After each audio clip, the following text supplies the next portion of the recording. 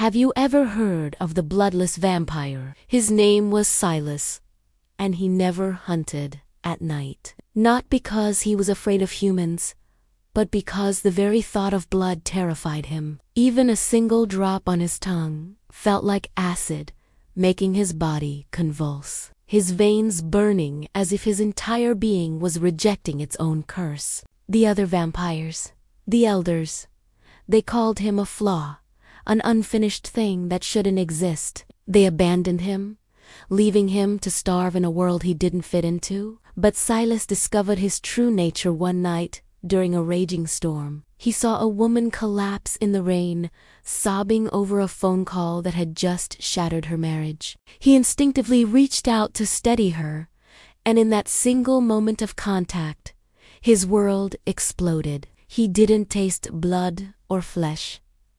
He tasted her memories, her first kiss, the song from her wedding, the crushing weight of the moment. She realized she was truly alone. And just like that, the gnawing hunger that had plagued him for so long vanished. Silas pulled back, a mix of horror and profound relief washing over him. He finally understood. He didn't drink blood, he drank moments. From that day forward, he fed with a quiet, careful grace.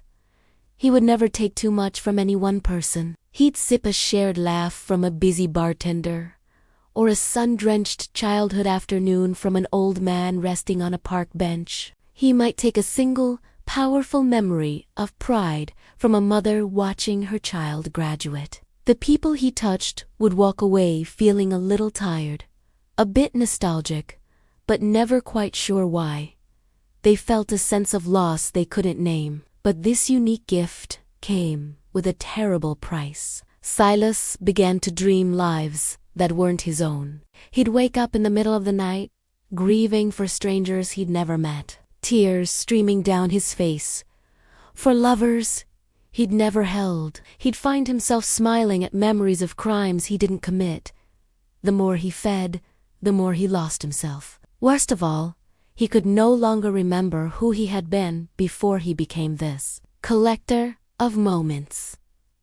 His own past was a blank slate overwritten by the lives of others. The true horror of his existence crashed down on him one evening, when he fed on a man drowning in regret. He took too much. The memories flooded him in a tidal wave of Gilta Hitanrun, a body left in the darkness of a lonely road, a lifetime of silence, chosen over the simple, crushing truth. Silas screamed as the man's guilt anchored itself deep within his soul, becoming his own. That was the night his reflection began to fracture. When he looked into a mirror, he no longer saw his own face clearly. Instead, the faces of those he had fed on stared back at him, a gallery of stolen lives. It was then that Silas understood the devastating truth too late. Blood keeps vampires alive, but it's memories that keep them human. And he had been devouring that humanity,